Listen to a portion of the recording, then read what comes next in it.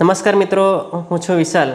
મિત્રો, આજના વિડીયોમાં વાત કરવાની છે કે આઈટીઆઈના જે સ્ટુડન્ટ હોય તેમના માટે છે. ખાસ તો આઈટીઆઈના જે સ્ટુડન્ટ હોય તો એ પોતાના માર્કશીટ અને સર્ટિફિકેટ કેવી રીતે ડાઉનલોડ કરી શકે ઓનલાઈન, તેના વિશે વાત કરવાની છે.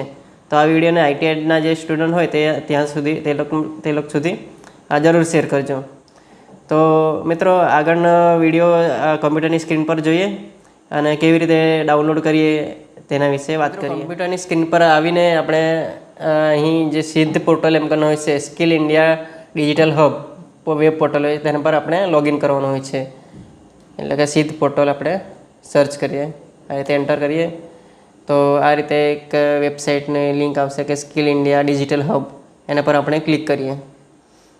અત્યારે નવું પોર્ટલ છે, તેમાંથી તમે આઈટીઆઈની જે માર્કશીટ અને સર્ટિફિકેટ ડાઉનલોડ કરી શકો. હવે અહીં છે રજિસ્ટર અને લોગિન. આપણે લોગિન પર ક્લિક કરવાનું છે, કેમ કે ઓલરેડી એ લોકો આઈટીઆઈના જે સ્ટુડન્ટ હોય તે લોકોનું લોગિન આઈડી હોય છે.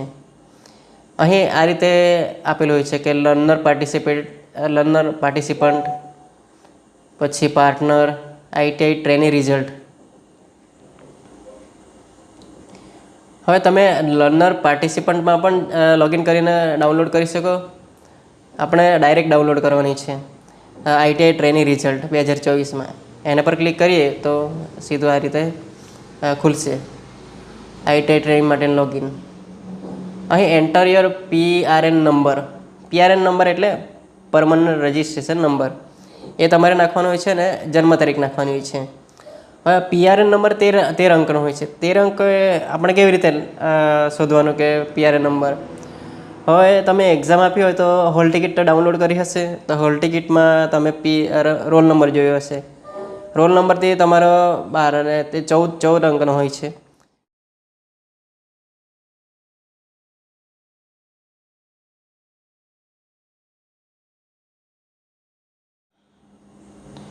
આપણે હોલ ટિકિટમાં જોઈએ તો રોલ નંબર આ રીતે હોય છે. તો રોલ નંબરમાં 002308 આમ કરીને નંબર હોય છે. તેમાં 00 જે હોય તે કાઢી નાખીને આર લગાવી દેવાનું, કેપિટલ આર, અને બાકીનો નંબર્સ, એટલે તમારો એક પરમનન્ટ રજિસ્ટ્રેશન નંબર થઈ જાય. હવે તે આ રોલ નંબરને આપણે કોપી કરીને આગળ કેપિટલ આર લગાવી દઈએ.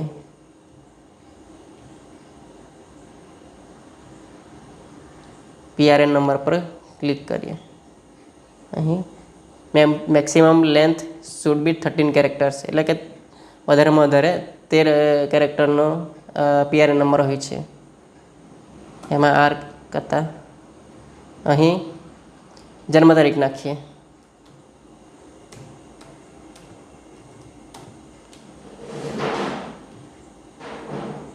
જન્મ તારીખ નાખતા સબમિટ કરી દઈએ. સબમિટ કરવાની સાથે જ આ રીતે ઇન્ટરફેસ ખુલશે લોગિન થયાનો.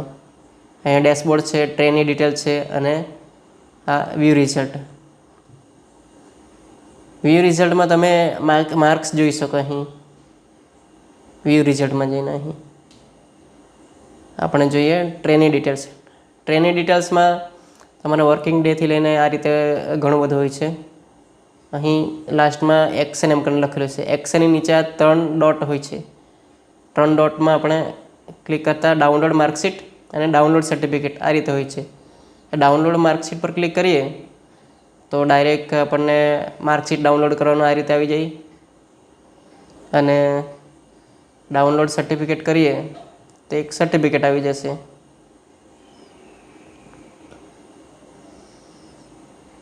ગવર્મેન્ટ ઓફ ઇન્ડિયા એમ કરીને નેશનલ ટ્રેડ સર્ટિફિકેટ, અને આ રીતે એની એક માર્કશીટ હોય છે. આ રીતે તમે ડાઉનલોડ કરી શકો. Statement of marks for AITT conducted by DGT. આ રીતે તમે ડાઉનલોડ કરી શકો.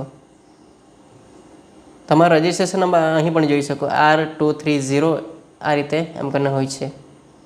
અને અહીં સર્ટિફિકેટ નંબર હોય છે. આ રીતે ડાઉનલોડ કરી શકાય.